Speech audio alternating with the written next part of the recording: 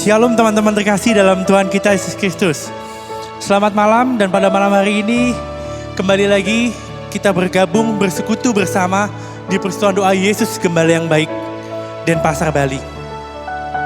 Pada malam hari ini teman-teman, kita akan mempersiapkan hati dan pikiran kita. Kita sama-sama mau memuji menyembah Tuhan.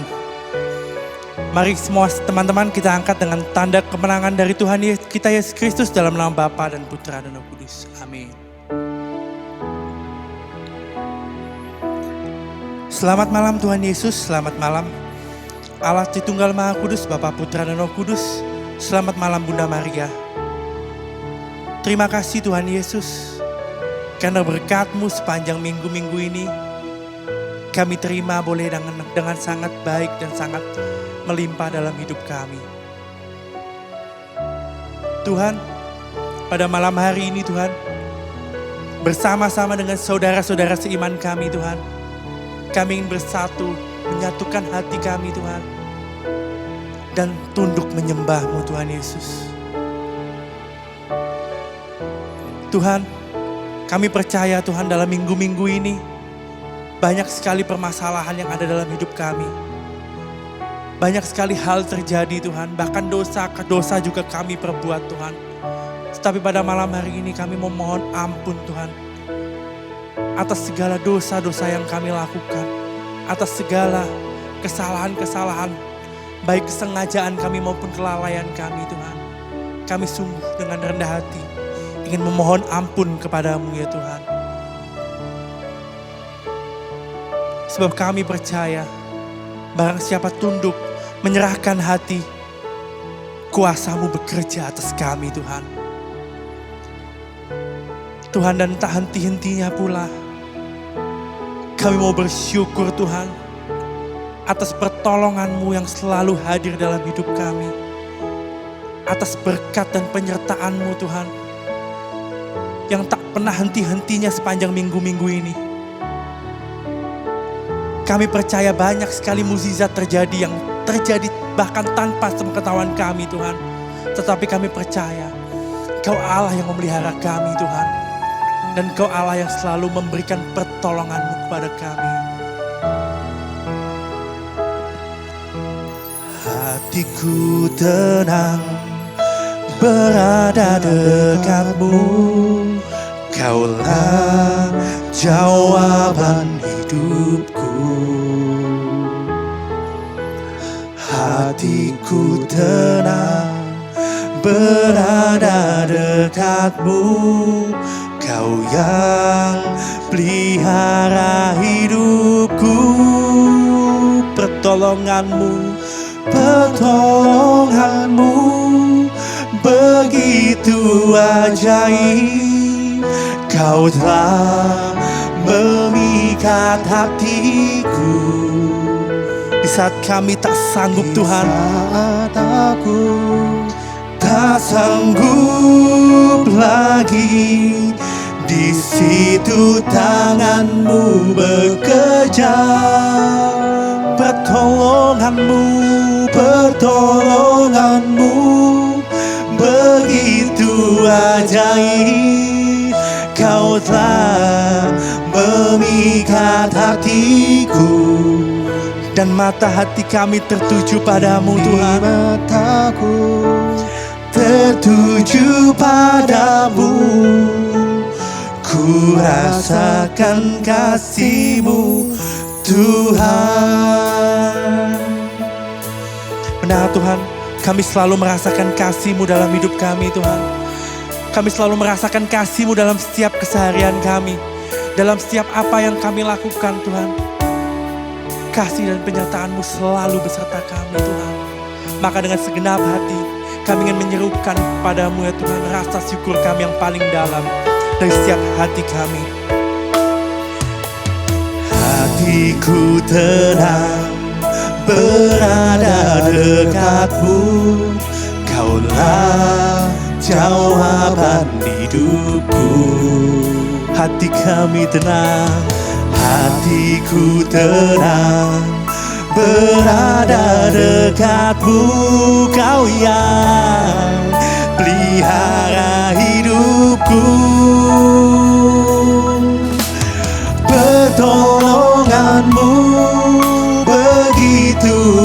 ajaib, Kau telah memikat hatiku.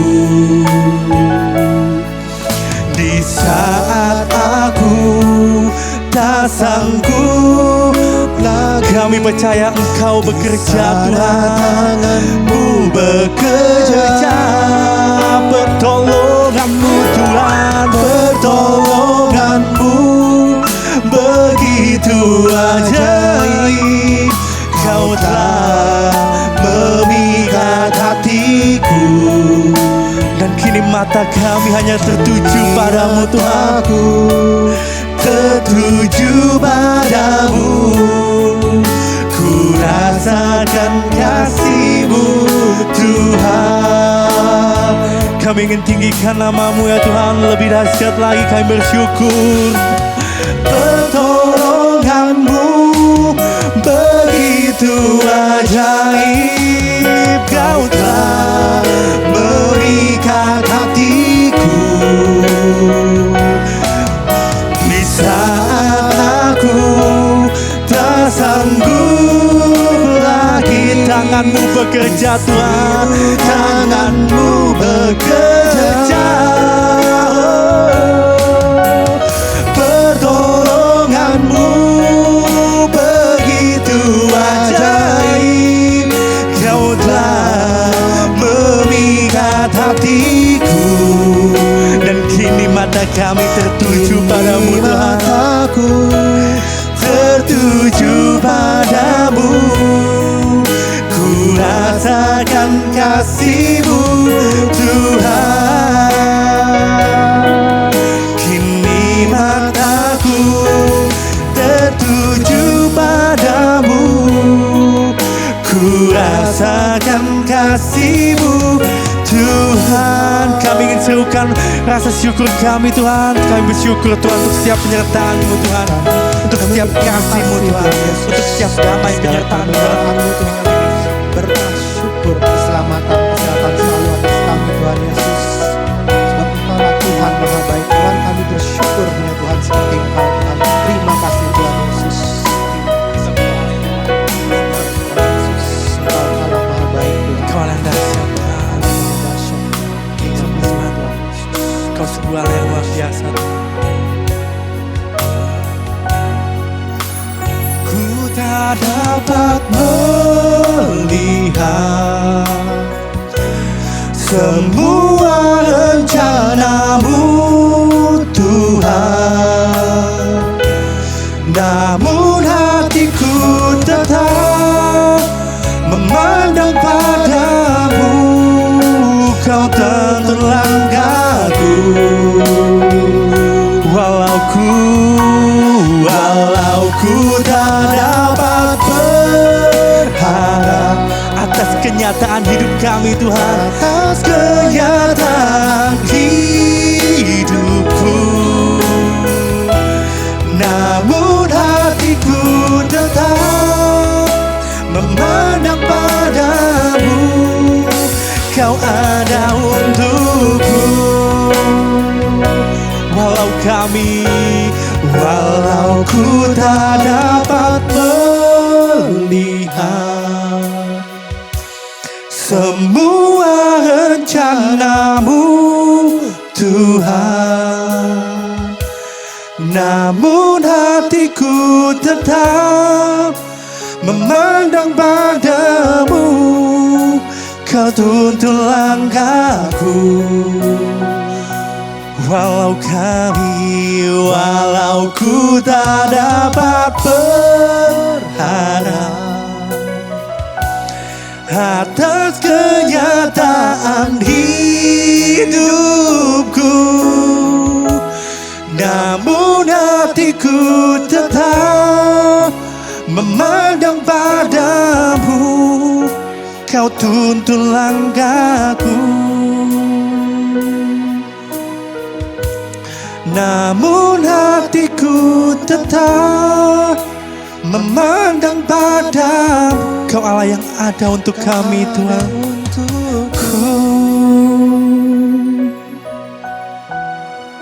Amin Tuhan. Hanya Kau Allah yang selalu ada dalam hidup kami. Kami sungguh percaya Tuhan Yesus. Dimanapun kami semua berada Tuhan Yesus. Dimanapun saat ini kami bersekutu. Kami mau percaya Tuhan. Bahwa Engkau hadir di tengah-tengah kami ya Tuhan. Bahwa Engkau hadir di sebelah kami, melawati kami pribadi lepas pribadi ya Tuhan Yesus. Karena kami penuh dengan rasa syukur kepadamu. Kami ingin berikan tepuk tangan yang meriah untuk Engkau ya Tuhan Yesus, Allah yang sungguh sangat mulia. Terima kasih Tuhan Yesus, terima kasih Tuhan Yesus. Maka layaklah Tuhan kita tinggikan lebih dahsyat lagi, amin. Kita mau angkat pujian kita untuk Tuhan kita. Allah Raja di atas segala Raja. Allah yang harus kita tinggikan selalu. Kita mau tinggikan namanya lebih dahsyat lagi.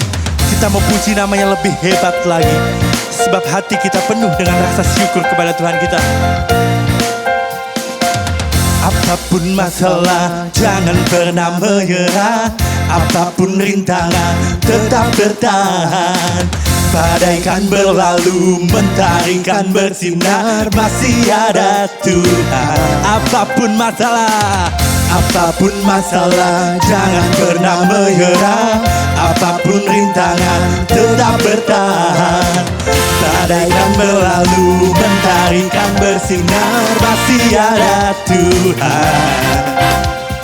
Masih ada Tuhan. Kita mau tinggikan nama Tuhan. Ku tinggikan namanya Yesus, ku tinggikan namanya besar, ku tinggikan namanya Yesus, ku tinggikan namanya besar. Ini cara kami, katakan pada kiri kananmu, ini cara kami, ini cara kami melewati badai. Nah Tuhan Yesus, ini cara kami melewati badai dengan cara memuji dan memuliakan namamu lebih tinggi lagi Tuhan. Apapun masalah, jangan pernah menyerah. Apapun rintangan, tetap bertahan. Badai kan berlalu, mentari kan bersinar, masih ada Tuhan. Apapun masalah, jangan pernah menyerah. Apapun rintangan, tetap bertahan. Badai kan berlalu, mentari kan bersinar, masih ada Tuhan. Katakan dengan segenap hatimu, masih ada Tuhan. Ku tinggikan namanya Yesus, ku tinggikan namanya besar, ku tinggikan namanya Yesus, ku tinggikan namanya. Ini cara kami Tuhan, cara kami, ini cara kami melewati badai. Kita mau tinggikan namamu Tuhan. Ku tinggikan namanya Yesus, ku tinggikan namanya dengan segenap hati.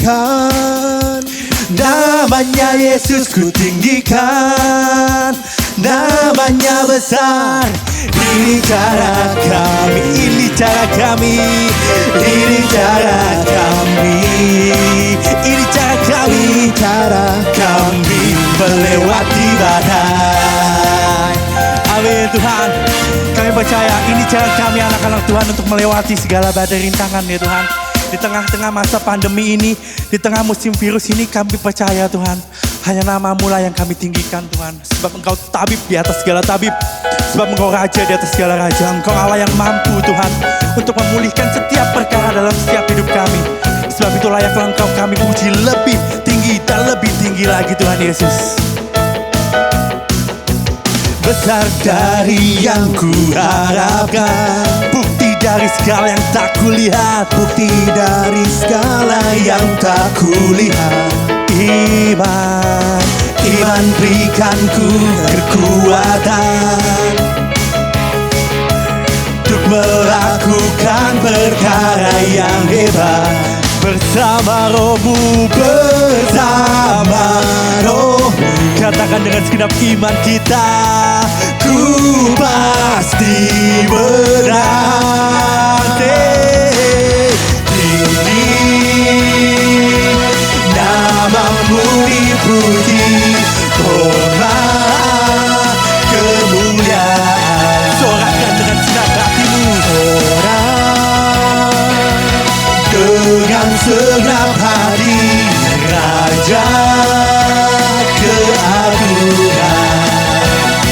lagi untuk Tuhan kita. Kita mau katakan bersama-sama bahwa Dia lebih besar dari segala yang kita harapkan. Besar dari yang ku harapkan, bukti dari segala yang tak kulihat. Iman berikan ku kekuatan Untuk kami melakukan perkara hebat, untuk melakukan perkara yang hebat.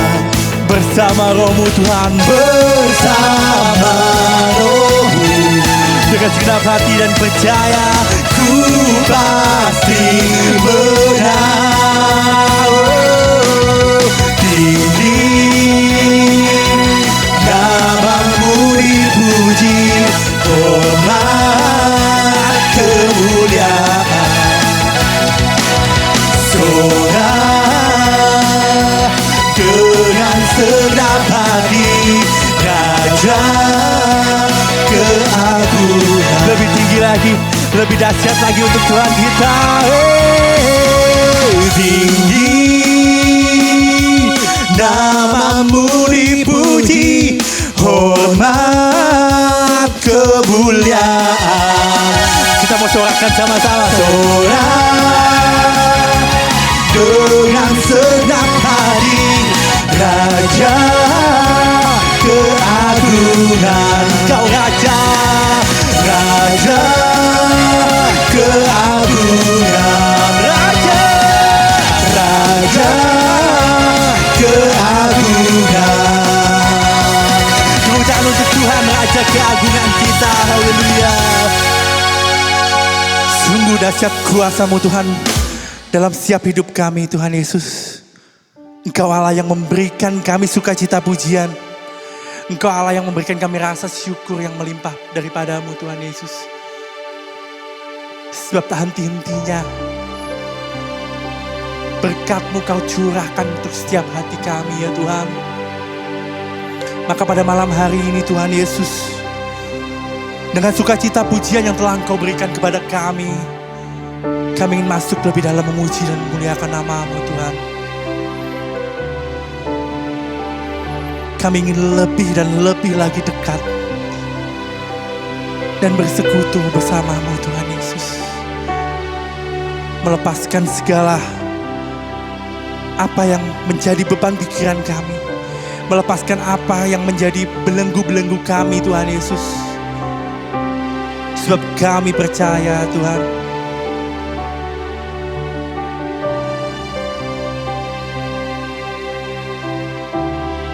kami sungguh percaya bahwa padamu kami berseru Tuhan.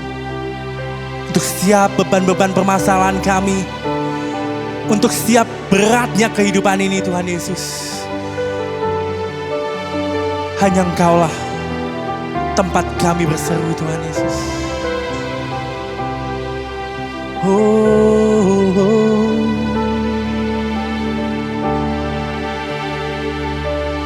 Kau Tuhan, penolong dalam hidupku.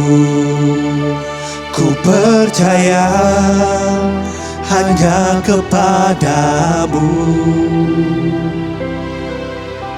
Kau pegang tanganku dan tuntun langkahku.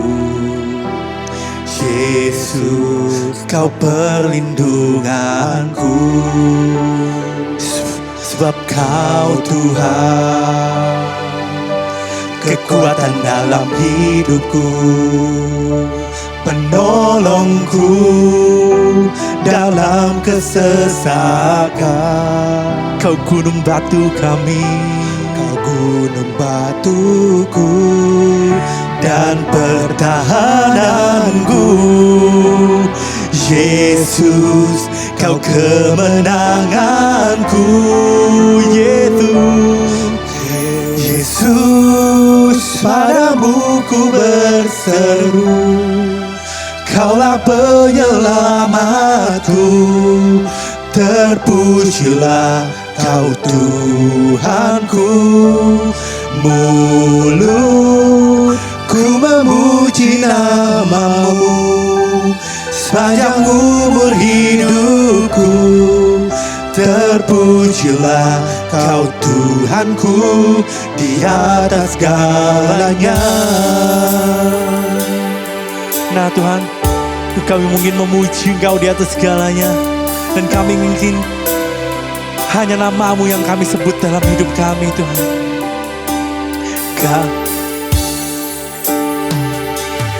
Kau Tuhan, penolong dalam hidupku. Ku percaya hanya kepadamu. Kau gunung batu kami Tuhan, Kau gunung batuku dan pertahananku. Yesus, Kau kemenanganku. Yesus, padamu ku berseru, Kaulah penyelamatku. Terpujilah Kau Tuhanku. Kami Tuhan hanya untuk memuji dan memuliakan nama-Mu. Sepanjang umur hidupku, terpujilah Kau Tuhanku di atas segalanya. Kami ingin tinggikan nama-Mu lebih dahsyat lagi Tuhan. Yesus, padamu ku berseru, Kaulah penyelamatku. Terpujilah Kau Tuhanku. Kami memuji-Mu, ku memuji nama-Mu. Sepanjang umur hidupku, terpujilah Kau Tuhanku di atas segalanya. Kau Tuhanku di atas segalanya. Oh, Kau Tuhanku, Kau Tuhanku di atas segalanya.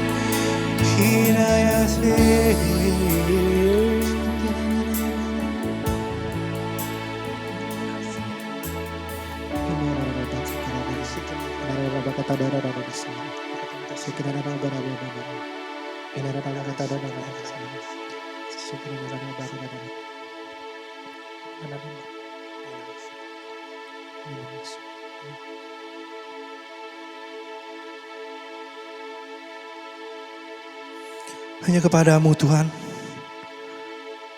kami layak berseru Tuhan Yesus. Sebab hanya Engkau lah Allah yang mendengarkan seruan hati kami Tuhan. Dan kami sungguh bersyukur Tuhan, karena Engkau mengizinkan kami untuk masuk lebih dalam hadirat-Mu. Karena Engkau telah melawat kami pribadi lepas pribadi dimanapun kami berada ya Tuhan Yesus. Kami sungguh berterima kasih padamu Tuhan Yesus. Dan pada malam hari ini kami ingin melanjutkan acara pesan doa kami ya Tuhan. Yaitu firman-Mu yang akan dibawakan oleh Ko Jungki. Kiranya Tuhan Yesus, apa yang Ko Jungki sampaikan boleh seturut dengan kehendak-Mu. Dan firman yang disampaikan ya Tuhan Yesus boleh tertanam erat dalam hati kami Tuhan Yesus. Sehingga kemanapun kami pergi, kemanapun, apapun yang kami lakukan, kami selalu membawa buah-buah dari firman-Mu ya Tuhan. Kami selalu membawa wajah-Mu yang bersinar dalam hati kami ya Tuhan Yesus. Sehingga kami boleh senantiasa menjadi murid-murid-Mu yang setia. Dan pada akhirnya Tuhan Yesus, segala hormat dan kemuliaan hanya bagi Allah Bapa, Putra, dan Roh Kudus. Seperti pada permulaan, sekarang, selalu, dan sepanjang segala abad. Amin. Selamat malam, Bapak Ibu, saudara-saudari yang terkasih dalam Kristus. Shalom Bali, Shalom Bali, apa kabarnya Bali? Bapak Ibu, teman-teman muda yang terkasih dalam Kristus, malam hari ini kita mau belajar sama-sama, kita mau merenungkan sama-sama sebuah tema yang sangat kekinian dan sangat menantang. Temanya New Normal, New Forgiveness.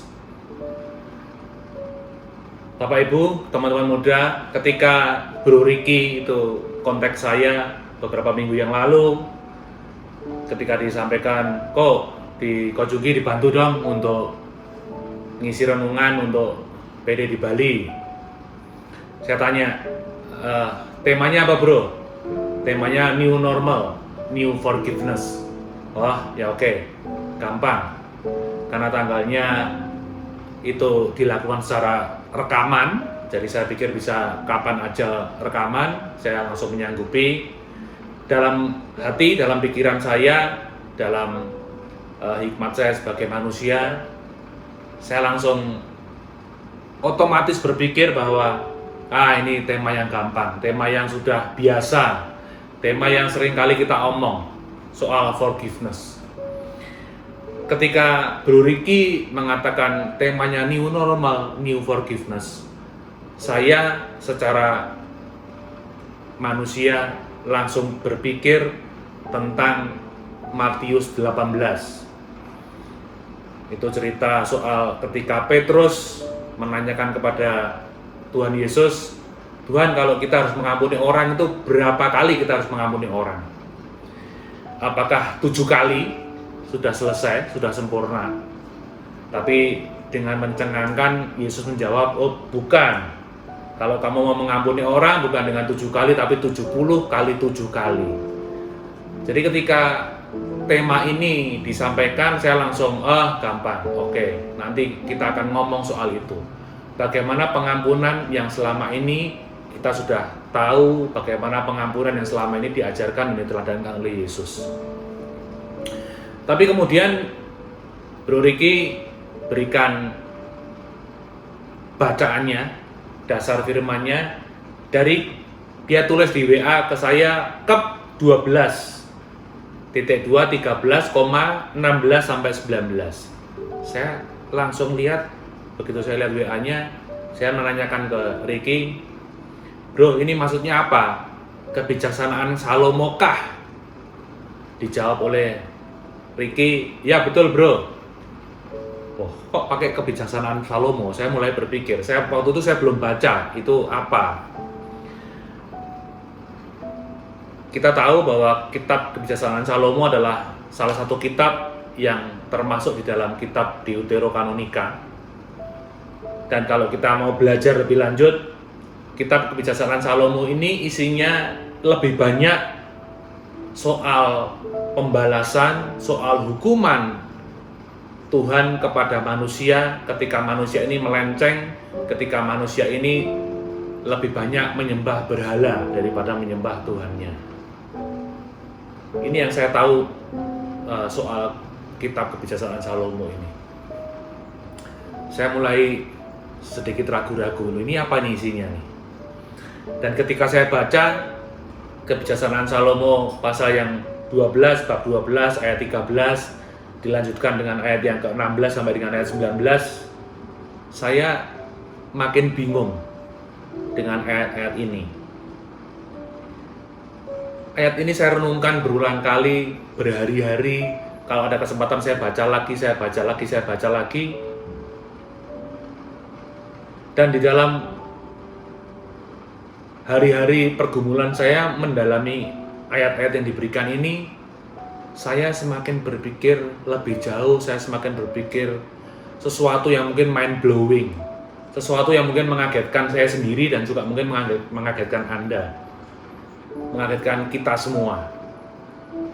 Setelah saya mulai membaca, saya mulai scrutinizing ayat demi ayat, tiba-tiba muncul banyak pertanyaan-pertanyaan di dalam pikiran saya, yang intinya garis bawahnya adalah what if, gimana jika, bagaimana apabila. Pertanyaan yang pertama kali muncul adalah what if, bagaimana kalau apa yang tertulis di dalam kitab Kebijaksanaan 12 ayat yang 13 dilanjutkan dengan ayat yang 16 sampai dengan 19 itu adalah suatu maksud Tuhan. Maksud Tuhan yang muncul atas kondisi pandemi COVID-19 yang sedang menghantam dunia dengan begitu luar biasa dahsyatnya. Hari ini tanggal 12 Juli 2020, itu artinya pandemi COVID ini sudah menghantam dunia kira-kira 6 bulan, kira-kira setengah tahun.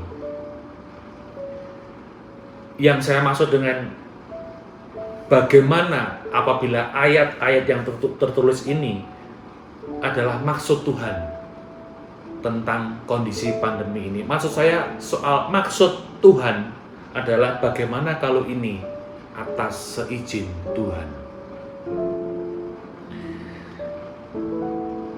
Setiap saya baca, saya ulangi lagi, saya baca lagi, saya ulangi lagi, saya baca lagi ayat-ayat ini, semakin banyak pikiran yang muncul, dan kemudian muncul pertanyaan sambungan dengan jawaban what if tadi. Kalau memang itu adalah maksud Tuhan, kenapa? Why? Kenapa Tuhan mengizinkan pandemi COVID-19 ini muncul dan menghantam dunia dengan begitu dahsyat?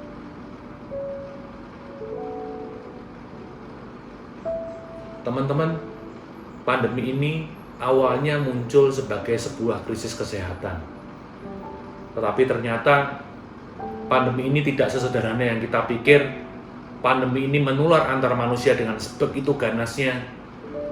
Pandemi ini mengakibatkan orang-orang dengan penyakit tertentu, dengan usia tertentu, dengan orang-orang yang punya penyakit penyerta juga mengalami kondisi yang luar biasa, menderita dan begitu banyak kematian. Kenapa ini terjadi? Why? Teman-teman, semakin saya mengulangi ayat-ayat ini, semakin saya muncul sebuah hikmat dan pemahaman baru yang mungkin menjadi sesuatu yang mind blowing buat saya pribadi juga, dan mungkin juga buat Anda. Dan malam hari ini kita mau sama-sama lihat, kita mau sama-sama dalamin bersama. Mari kita baca kembali ayat-ayat tadi dengan sangat seksama. Poin yang pertama, saya melihat dari ayat yang ke-13. Di sana dikatakan bahwa sebab kecuali Engkau tidak ada Allah yang memelihara segala-galanya, sehingga Engkau harus membuktikan bahwa Engkau menghukum dengan adil. Saya renungkan ayat ini, dan saya mulai meng-highlight dua kata, dua kalimat. Yang pertama adalah membuktikan. Kalimat berikutnya adalah Engkau menghukum dengan adil. Teman-teman, ayat ini memunculkan sebuah pertanyaan buat saya. Bagaimana kalau ayat ini benar? Karena Allah itu adalah Allah yang memelihara segala-galanya, Allah yang menciptakan dunia, Allah yang menciptakan bumi dengan segala isinya, dan Allah sendiri yang memelihara seluruh bumi beserta dengan segala isinya. Bagaimana kalau kalimat bahwa pandemi ini membuktikan bahwa Allah itu mengizinkan, memberi izin untuk menghukum kita dengan adil. Teman-teman, selama ini apa yang kita pikirkan, selama ini apa yang kita ajar, selama ini apa yang kita dalami adalah Allah yang penuh kerahiman, Allah yang penuh cinta, Allah yang tidak pernah menghukum, dan Allah yang tidak pernah membalas. Itu adalah pribadi Allah yang kita dalami, pribadi Allah yang kita kenal lewat Tuhan kita Yesus Kristus.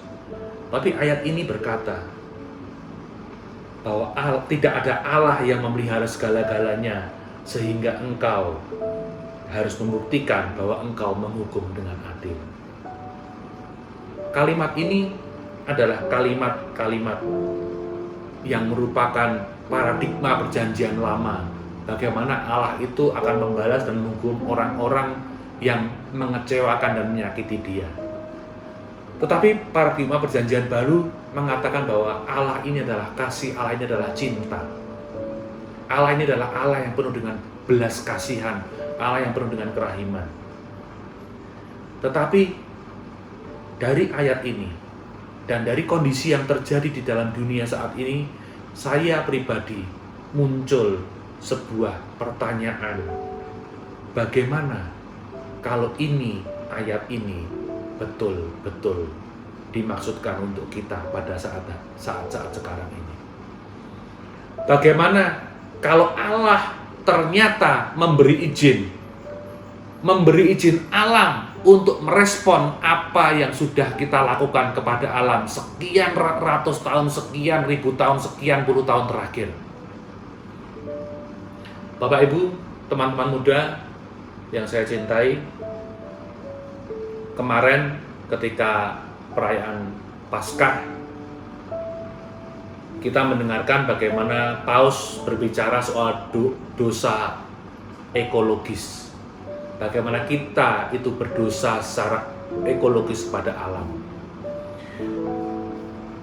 Pada Pekan Suci Paskah kemarin juga, karena kita semua misa secara online, mengikuti Pekan Suci secara online, dan kebetulan saya merelay misa Pekan Sucinya dari Katedral Jakarta. Bapak Kardinal juga menyampaikan hal yang sama, bahwa kita ini perlu merefleksikan diri bahwa kita juga punya dosa ekologis yang luar biasa.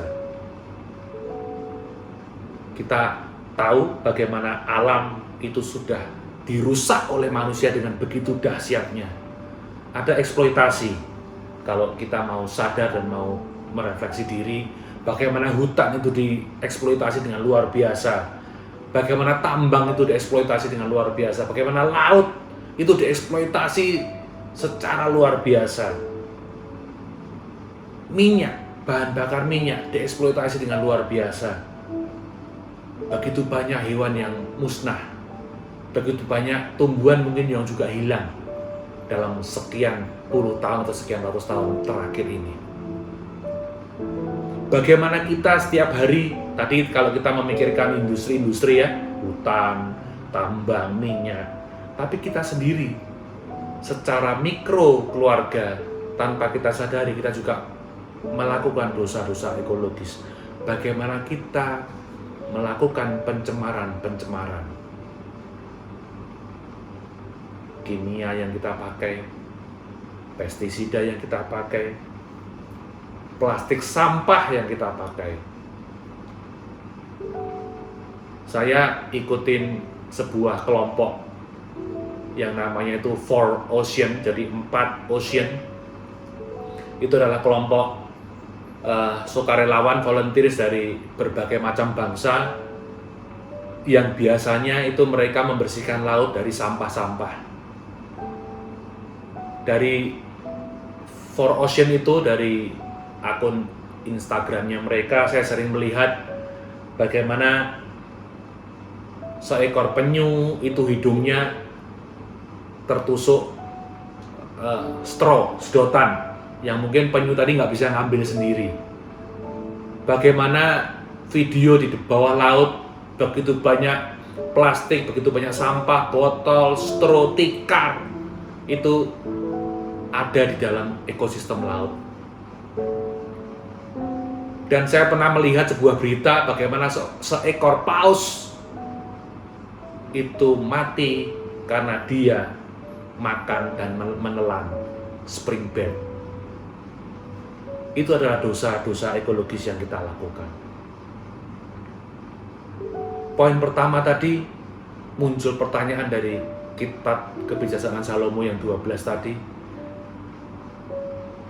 Bagaimana kalau Allah itu ternyata memberi izin kepada alam untuk merespon apa yang sudah kita lakukan terhadap alam? Itu poin pertama yang saya lihat dari bacaan tersebut. Poin yang kedua, saya melihat di ayat yang ke-16, saya bacain, sebab asas keadilanmu ialah kekuatanmu, dan karena memerintah semuanya, maka engkau menyayangkan segala-galanya. Ketika saya mengulang ayat ini, saya tersentak oleh kalimat yang saya highlight, engkau menyayangkan segala-galanya. Bapak Ibu, teman-teman muda yang saya kasihi dalam Kristus, Allah mencintai segala ciptaannya. Allah mencintai kita sebagai manusia, sebagai ciptaan Dia yang paling sempurna. Tetapi selain kita, Allah juga mencintai seluruh ciptaannya, mencintai bumi dengan segala isinya. Dari kalimat ini, bahwa Allah mencintai segala ciptaannya. Paralel dengan poin yang pertama tadi, muncul pertanyaan, what if? Gimana kalau benar Allah itu mengizinkan pandemi ini terjadi? Karena Allah mengizinkan alam untuk merespon apa yang sudah kita lakukan dan perbuat kepada alam semesta ini. Teman-teman, Bapak Ibu, sangat naif kalau kita berpikir bahwa Allah itu tidak berbuat sesuatu untuk menyelamatkan manusia dari pandemi ini. Ada 7 miliar penduduk di bumi ini, dan mungkin 70-80% di luar orang-orang yang tidak beragama, mungkin mereka memanjatkan doa yang sama kepada Allah mereka masing-masing, bahwa mereka memohon supaya pandemi ini segera berakhir dan musnah dari muka bumi ini. Tapi kita sangat naif kalau berpikir bahwa ini kok sepertinya Allah diam saja, sepertinya Allah tidak merespon, sepertinya Allah membiarkan.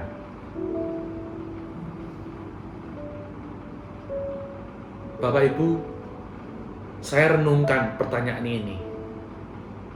Kalau benar Allah mengizinkan, Allah merespon, kenapa kok Allah tidak merespon doa kita?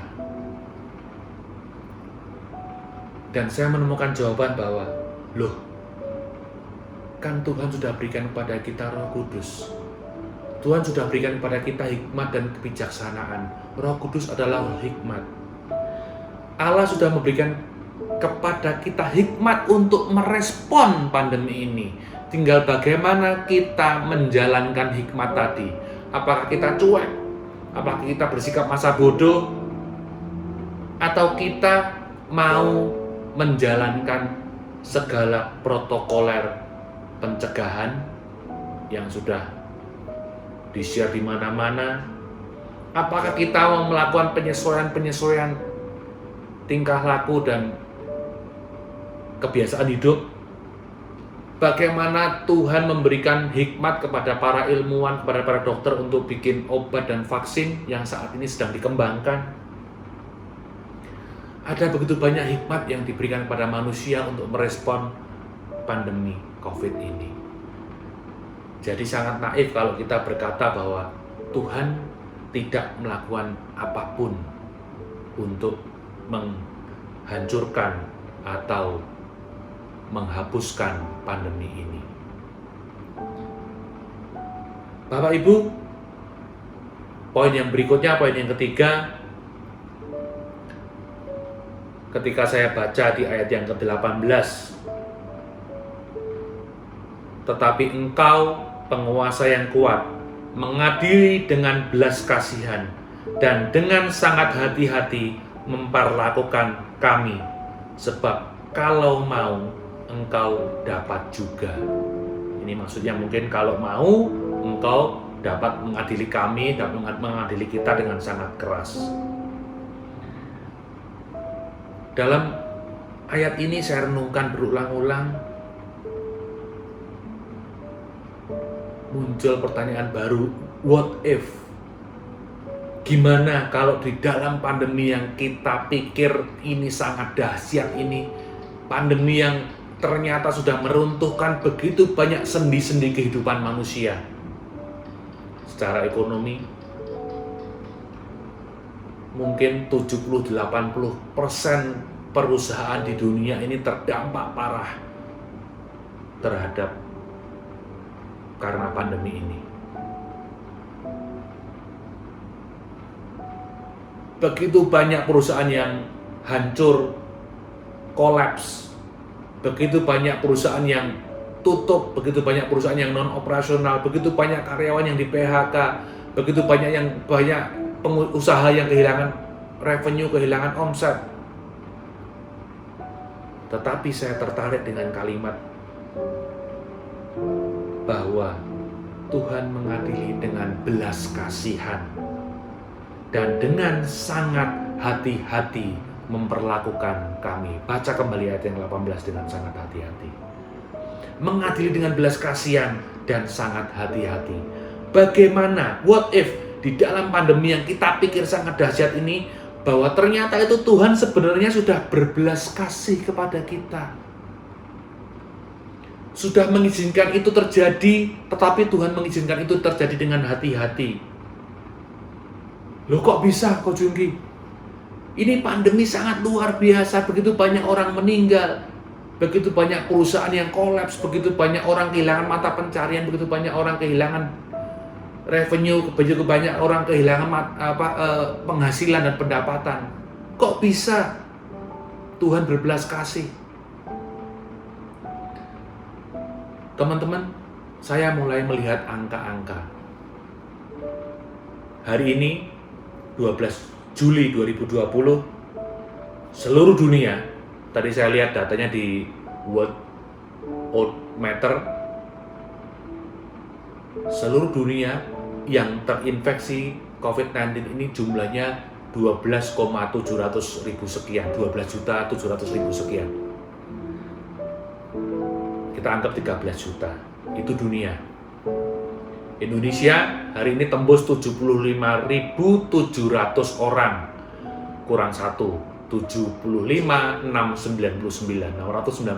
orang yang terinfeksi. Tapi kalau kita mau melihat angka secara persentase, ini masih sangat kecil. 13 juta dibandingkan 7 miliar, itu masih tidak ada apa-apanya. 1% dari penduduk dunia saja itu berarti akan ada 70 juta orang terinfeksi virus. Dan sekarang ini baru 12, sekian juta. Penduduk Indonesia yang 270 juta, itu kita baru 75.000. Persentasenya sangat kecil. Jadi saya melihat ayat ini,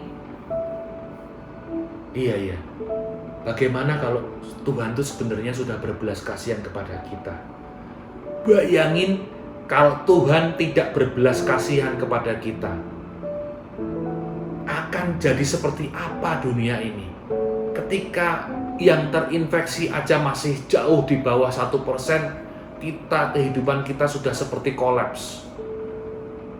Kita nggak lagi ketemu orang, kita nggak lagi jalan-jalan, kita nggak lagi melakukan sosial, pertemuan-pertemuan sosial, kita nggak lagi pergi dengan teman-teman kita nggak lagi pergi bersama-sama dengan keluarga.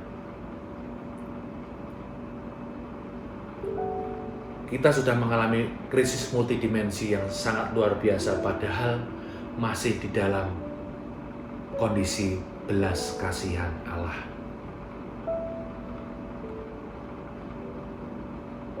Bapak Ibu, apa yang tadi saya renungkan, poin 1, poin 2, poin 3, saya renungan ulang dan itu sangat-sangat mengagetkan, sangat-sangat mind blowing buat saya pribadi. Saya mulai menyadari, iya ya, gimana kalau ini ternyata Allah mengizinkan ini terjadi karena Allah mengizinkan alam untuk merespon. Dan sesuai dengan ayat yang ke-18 tadi, Allah ini sudah berbelas kasihan loh. Allah ini sudah sangat berhati-hati loh. Masih sangat kecil dampak yang Allah izinkan terjadi di dalam hidup kita.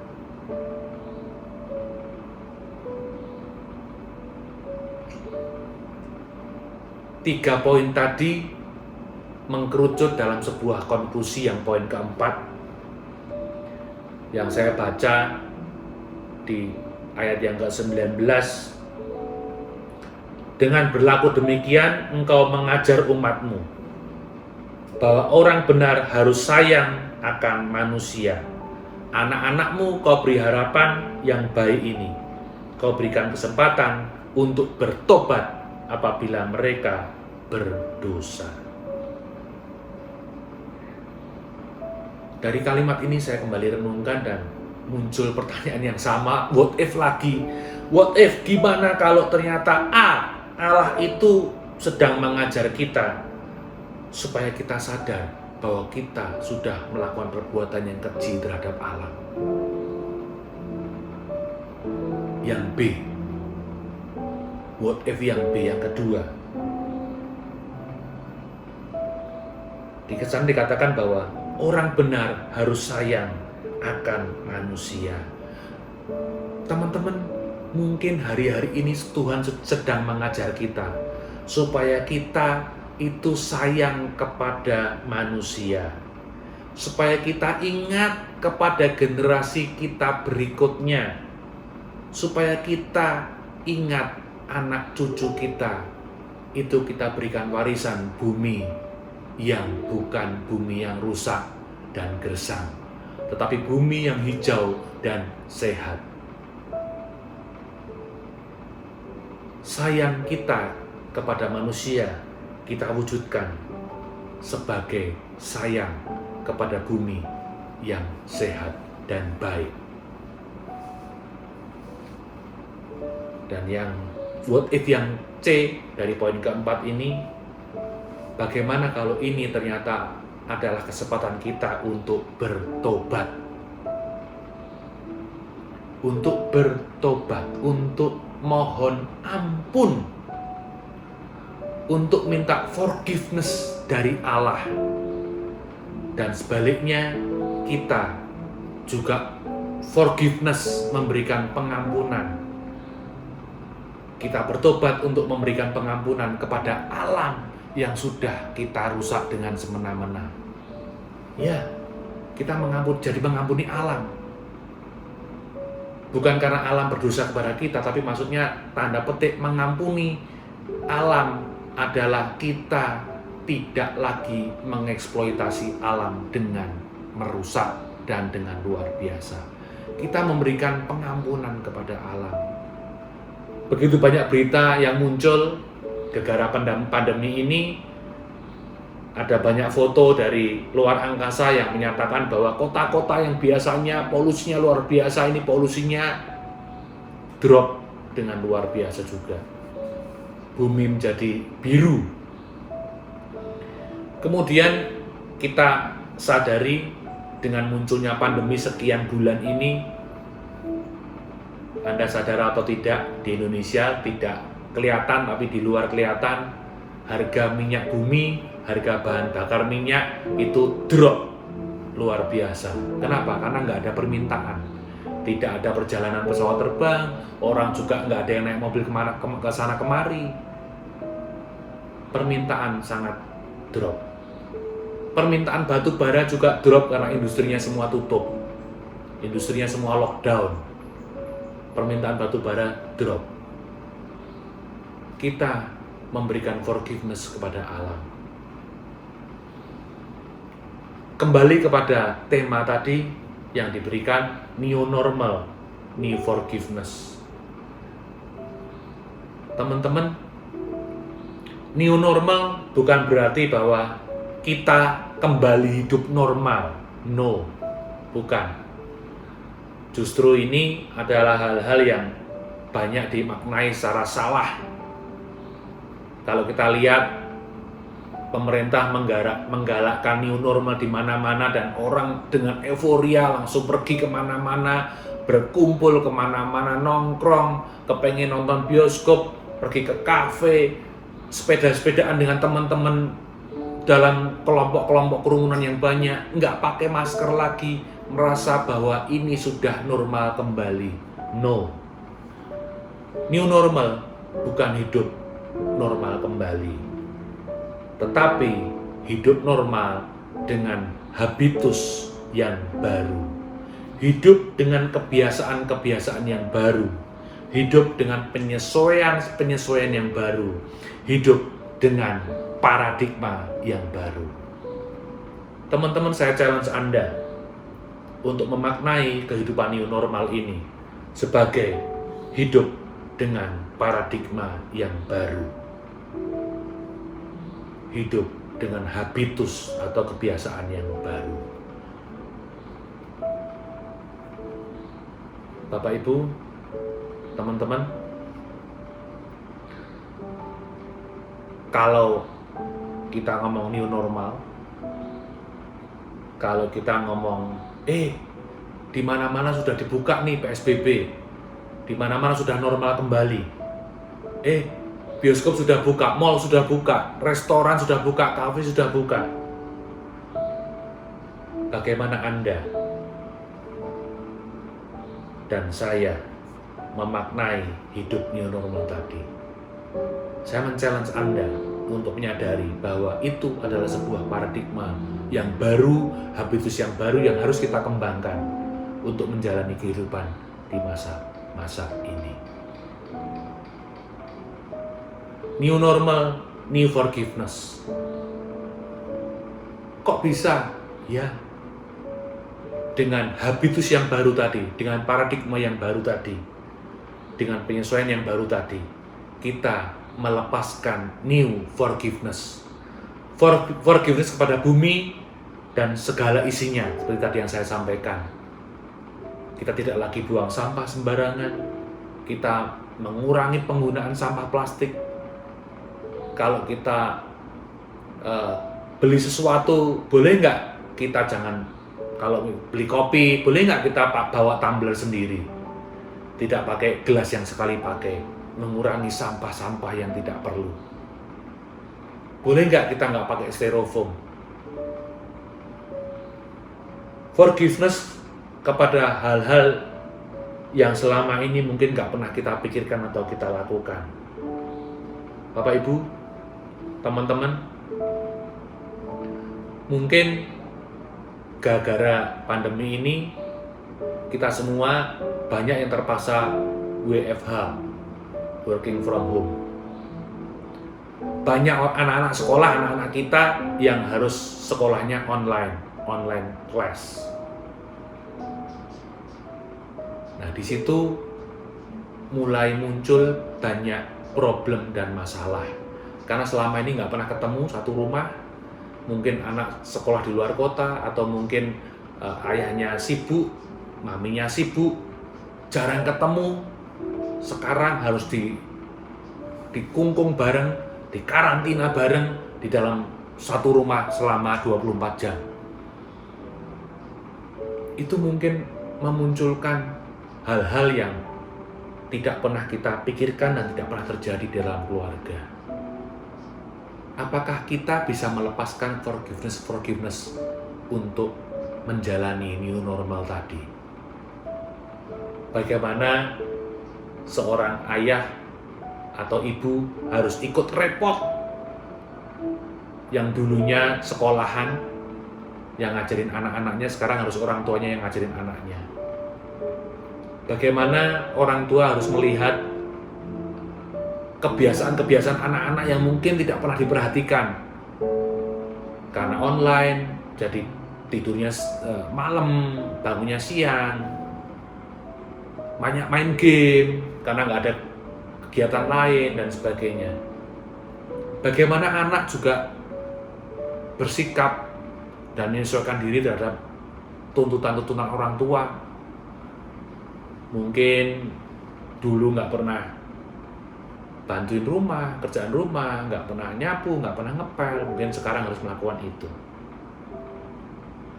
Itu adalah forgiveness yang harus kita lepaskan, yang harus kita munculkan ketika kita menjalani kehidupan new normal kita.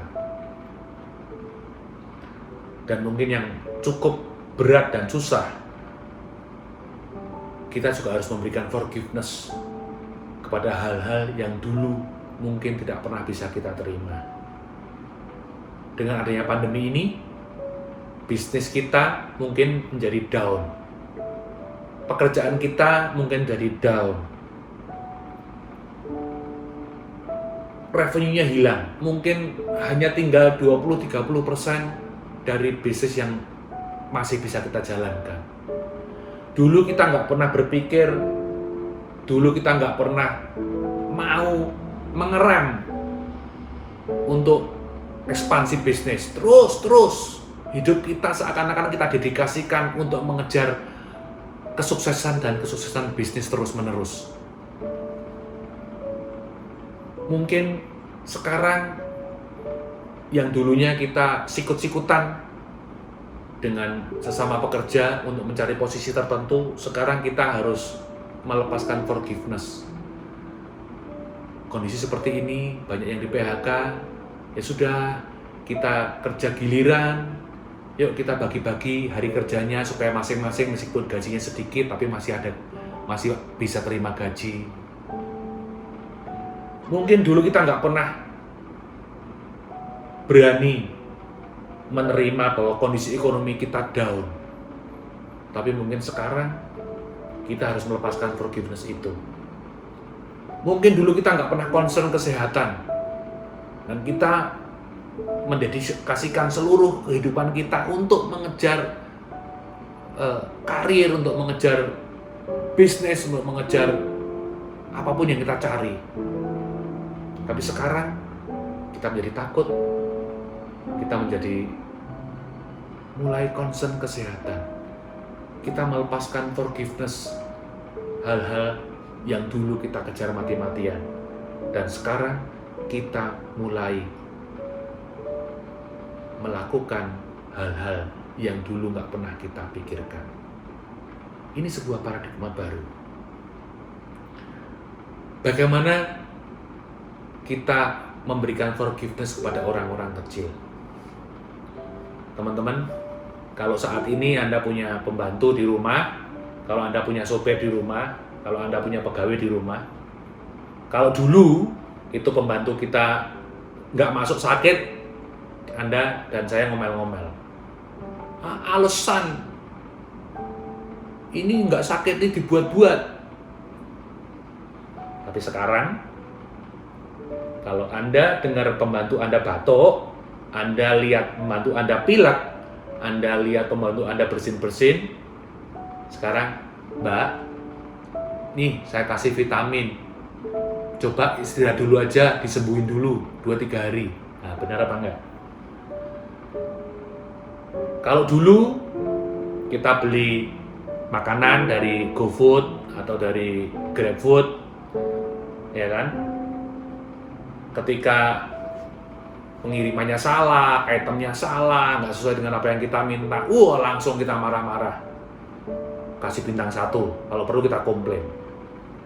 Tapi sekarang, kita berusaha memperhatikan mereka karena kita tahu mereka adalah orang yang mewakili kita untuk beli sesuatu di luar sana, di mana kita nggak mau pergi ke luar sana.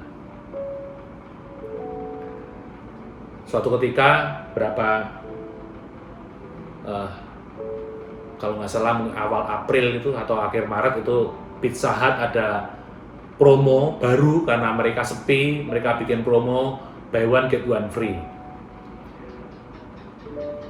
Saya berusaha beli pakai GoFood, tapi setiap kali sudah dapat God driver, Nggak lama di reject, ditolak sampai 7 kali. Dan mereka semua selalu alasannya sama. Pak, mohon maaf, antrinya luar biasa. Mungkin kalau nggak masa pandemi, ketika ditolak begitu dengan alasan antri luar biasa, mungkin saya mungkin akan langsung kasih bintang 1, dan mungkin kita nggak mau canceling. Kita udah masih aja yang cancel supaya kita yang nggak ditegur, tapi mereka yang nilainya drop. Tapi di masa sekarang, ketika mereka kasih message, Kak, mohon maaf, saya tolong di cancel, ini antrinya luar biasa. Dengan sukacita saya canceling, karena saya tahu, saya kasihan kalau sampai orang-orang yang susah payah cari makan di luar sana harus dihukum oleh perusahaan ojolnya. Ini adalah pengampunan forgiveness yang kita munculkan ketika kita menjalani hidup yang new normal tadi. Ini mungkin hal-hal yang nggak pernah kita pikirkan sebelum ada pandemi. Kita mungkin tidak pernah memikirkan paradigma-paradigma yang sekarang kita pikirkan. Tapi buat saya, ternyata kitab Kebijaksanaan Salomo 12 tadi membuka sebuah mindset yang baru, membuka sebuah paradigma yang baru yang buat saya cukup mind-blowing. Bahwa, iya, gimana kalau ternyata ini semua adalah atas izin Allah. Ini semua adalah izin Allah karena Allah ingin menyadarkan Anda dan saya, supaya Anda dan saya bertobat dari dosa ekologis. Tapi satu hal, teman-teman, satu hal, Bapak Ibu,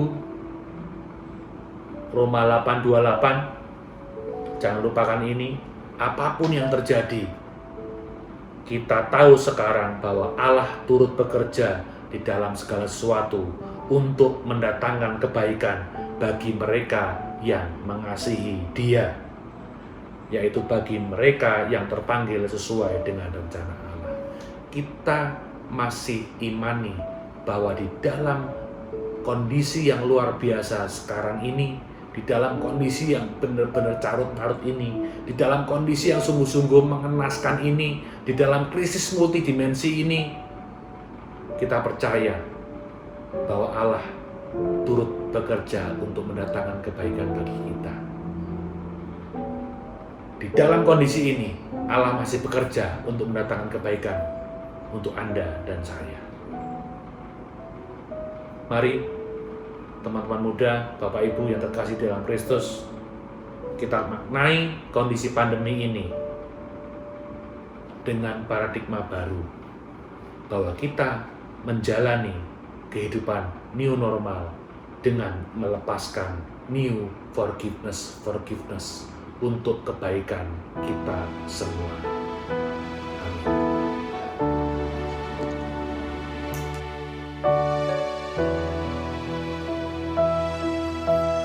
Puji Tuhan, terima kasih sekali Ko Jungki untuk firman yang sangat luar biasa pada malam hari ini, sehingga kami boleh benar-benar disadarkan ya, di tengah-tengah pandemi ini kita harus lebih banyak lagi untuk mengampuni di sekitar kami, untuk lebih lagi sadar dan peka akan kehidupan di sekitar kami. Terima kasih Tuhan Yesus, dan kami ingin berdoa penutup untuk mengakhiri pesan doa kami. Tuhan Yesus Allah Bapa yang Maha Baik, terima kasih Tuhan Yesus, tak henti-hentinya kami ucapkan kepadamu, karena Engkau dan sungguh penyertaan-Mu ya Tuhan Yesus. Sepanjang kami bersekutu dari awal hingga akhir, kami boleh menerima firman yang sungguh sangat luar biasa juga daripada-Mu Tuhan Yesus. Kami sungguh berharap ya Tuhan, kami tidak kehilangan firman itu ya Tuhan, tetapi boleh tertanam selalu dalam setiap hati kami, dan boleh selalu membuahkan buah-buah yang baik ya Tuhan, membuahkan perbuatan-perbuatan yang baik dalam hidup kami. Karena sungguh Tuhan Yesus, Tanpa tuntunanmu kami orang buta ya Tuhan Yesus. Tanpa penyertaanmu kami bukanlah apa-apa ya Tuhan Yesus. Sebab kami Allah yang tak mampu tanpamu.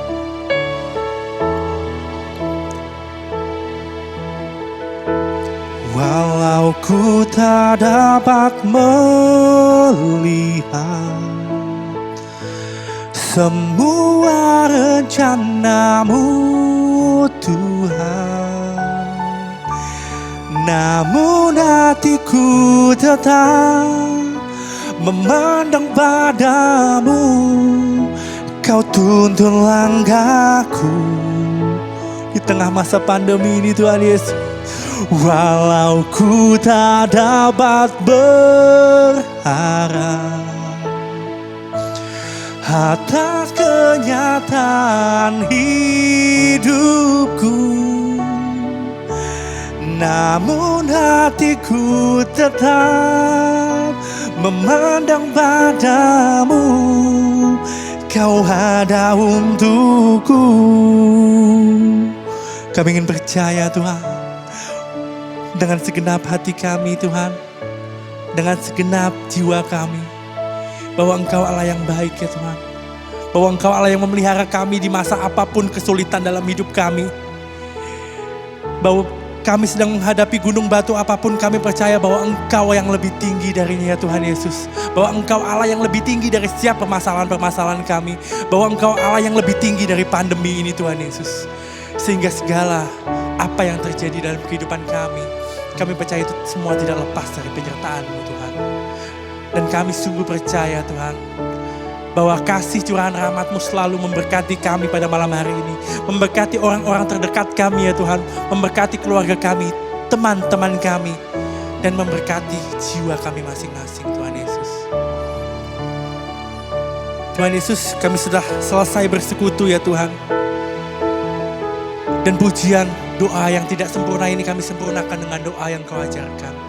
Bapa kami yang ada di surga, dimuliakanlah nama-Mu. Datanglah kerajaan-Mu, jadilah kehendak-Mu di atas bumi seperti di dalam surga. Berilah kami rezeki pada hari ini, dan ampunilah kesalahan kami, seperti kami pun mengampuni yang bersalah pada kami. Dan janganlah masukkan kami ke dalam pencobaan, tapi bebaskanlah kami dari yang jahat. Bunda Maria, terimalah salam dari kami. Salam Maria, penuh rahmat, Tuhan sertamu. Terpujilah engkau di antara wanita, dan terpujilah buah tubuhmu Yesus. Santa Maria, Bunda Allah, doakanlah kami yang berdosa ini, sekarang dan waktu kami mati. Amin. Kemuliaan kepada Allah Bapa, Putra dan Roh Kudus, sekarang, selalu, dan sepanjang segala. Yesus Kristus sebagai gembala yang baik, doakanlah kami. Santo Santa pelindung kami, doakanlah kami. Amin. Dalam nama Bapa, Putra dan Roh Kudus. Amin. Terima kasih teman-teman. Jangan lupa ikut minggu depan, kita ada Zoom sel bersama. Kita mau bersekutu kembali bersama-sama melalui media Zoom. Terima kasih, Tuhan Yesus memberkati.